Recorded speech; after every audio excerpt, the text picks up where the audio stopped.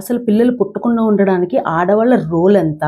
Total fertility కేసెస్‌లో ఆడవాళ్ళ percentage ఎంత? దానికి రీజన్స్ ఏంటి? వాటిల గురించి ఈరోజు డిస్కస్ చేసుకుందాం.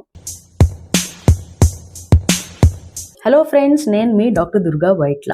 సో ఈరోజు అసలు ఫీమేల్స్లో ఇన్ఫర్టిలిటీకి రీజన్స్ ఏంటి అట్ల గురించి మాట్లాడదాం. మన సొసైటీలో రెగ్యులర్గా చూసేది ఏంటంటే, ఒక కపుల్గా కనుక పిల్లలు పుట్టకపోతే ఫస్ట్ ఫీమేల్ని బ్లేమ్ చేస్తారు.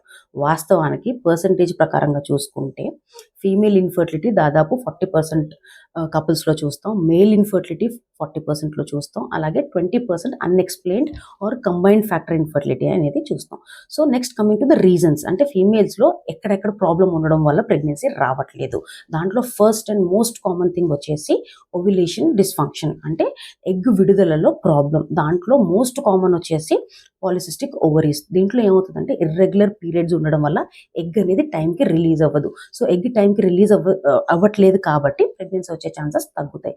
నెక్స్ట్ వచ్చేసి డిక్రీజ్డ్ ఓవేరియన్ రిజర్వ్, అంటే కొంతమందిలో అండకణములు ఏజ్ కన్నా ముందే తగ్గిపోతూ ఉంటాయి. సో దాన్ని మనం డిక్రీజ్డ్ ఓవేరియన్ రిజర్వ్ అని అంటాం. ఇది మల్టిపుల్ రీజన్స్ వల్ల అయి ఉండొచ్చు. సో నెక్స్ట్ వచ్చేసి ప్రిమెచ్యూర్ ఓవేరియన్ ఫెయిలియర్ అని అంటాం. సో నార్మల్గా మెన్స్ట్రుయేషన్ అనేది 45-50 ఇయర్స్కి ఆగిపోతుంది. కొంతమందికి 25-30 ఇయర్స్లోనే ఆగిపోతుంది. దాన్ని మనం ప్రిమెచ్యూర్ ఓవేరియన్ ఇన్సఫిషియన్సీ అని అంటాం. అది కూడా ఓవ్యులేషన్ డిస్ఫంక్షన్ కాజ్ చేస్తుంది. సో నెక్స్ట్ కామన్ వచ్చేసి ఫెలోపియన్ ట్యూబ్స్లో ఏదైనా ప్రాబ్లం, దాన్ని మనం ట్యూబల్ ఫ్యాక్టర్ ఇన్ఫర్టిలిటీ అని అంటాం. దాంట్లో mid tubal block, fimbrial block, cornual block, అలాగా రకరకాల ప్లేసెస్లో ట్యూబ్స్ బ్లాక్ అయిపోతుంది. నార్మల్గా ఇంటర్కోర్స్ తర్వాత ఈ స్పర్మ్స్ ఏదైతే ఉంటాయో ఎగ్ వరకు చేరుకోవడానికి ఫెలోపియన్ ట్యూబ్ ఉపయోగపడుతుంది. సో ఆ ఫెలోపియన్ ట్యూబ్లోనే ఎగ్ స్పర్మ్ కలయిక, అంటే ఫర్టిలైజేషన్ జరుగుతుంది.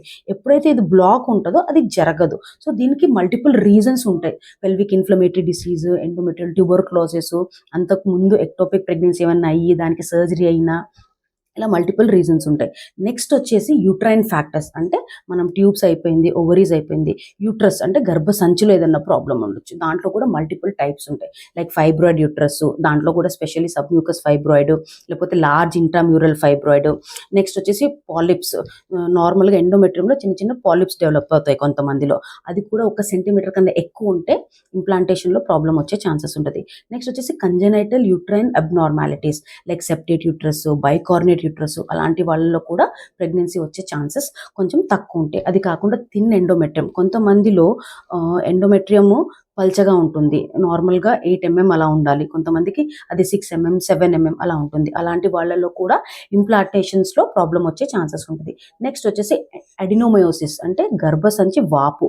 సో నార్మల్గా ఎండోమెట్రియోసిస్ పేషెంట్స్కి ఆ మెన్స్ట్రల్ బ్లడ్ ఏదైతే ఉందో అది యూట్రైన్ వాల్స్లోకి వెళ్ళిపోయి యూట్రస్ అనేది స్వెల్లింగ్ ఉంటుంది. దాంట్లో మేజర్గా ఇంప్లాంటేషన్లో ప్రాబ్లం ఉండి ప్రెగ్నెన్సీ వచ్చేదానికి ఇబ్బంది అవుతుంది. నెక్స్ట్ వచ్చేసి ఎండోమెట్రియోసిస్, ఈ మెన్స్ట్రల్ బ్లడ్ ఏదైతే ఉందో కొంతమందికి అది ట్యూబ్స్కి వెళ్ళి ట్యూబల్ అడెషన్స్ కాజ్ చేస్తుంది, ఓవరీస్కి వెళ్ళి ఎండోమెట్రియోటిక్ సిస్ట్ కాజ్ చేస్తుంది. ఇందాక చెప్పినట్టు యూట్రస్ లేయర్స్ లోపలికి వెళ్తే అడినోమయోసిస్. ఇలా రకరకాలుగా ప్రాబ్లం క్రియేట్ చేసి ఎగ్ క్వాలిటీ తగ్గించేసి, ఎగ్ కౌంట్ తగ్గించేసి ప్రెగ్నెన్సీ వచ్చే దాంట్లో ఇబ్బంది ఉంటుంది. నెక్స్ట్ వచ్చేసి ఏజ్ అనేది మోస్ట్ ఇంపార్టెంట్ ఫ్యాక్టర్ ఫీమేల్స్లో. 30 years దాటంగానే ఎగ్ కౌంట్ కానీ క్వాలిటీ కానీ తగ్గిపోయే అవకాశాలు ఉంటుంది. అది కూడా ఈవెన్ ఎనీ ట్రీట్మెంట్, అది న్యాచురల్ సైకిల్ అవ్వచ్చు, ఐయుఐ అవ్వచ్చు, ఐవీఎఫ్ అవ్వచ్చు, ఏ ట్రీట్మెంట్ అయినా ఏజ్ అనేది చాలా ఇంపార్టెంట్ రోల్ ప్లే చేస్తుంది సక్సెస్ రేట్స్లోకి. నెక్స్ట్ వచ్చేసి ఏదైనా మెడికల్ ప్రాబ్లమ్స్, ఒక పేషెంట్కి కనుక థైరాయిడ్ ప్రాబ్లమ్స్, ప్రొలాక్టిన్స్ ఏమైనా ఎక్కువ ఉన్నా, హిమోగ్లోబిన్ తక్కువ ఉన్నా, విటమిన్ డి లెవెల్స్ తక్కువ ఉన్నా, షుగర్, బీపీ, లేకపోతే ఆటోఇమ్యూన్ కండిషన్స్ ఏమన్నా, వీళ్ళందరికీ కూడా ఎగ్ కౌంట్ క్వాలిటీ తగ్గిపోయే అవకాశాలు ఉంటుంది అనమాట.